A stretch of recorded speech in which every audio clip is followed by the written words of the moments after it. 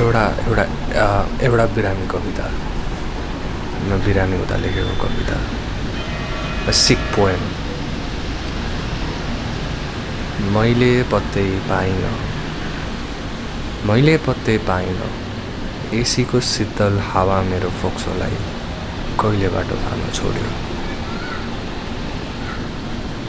बाहिर 40 डिग्रीको ठुलो हल्ला हावा मेरो शरीरले कहिले बाटो माग्न थाल्यो।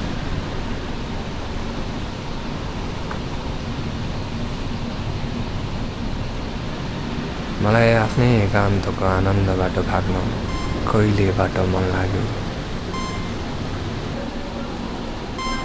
यो मैले पत्तै पाइनँ।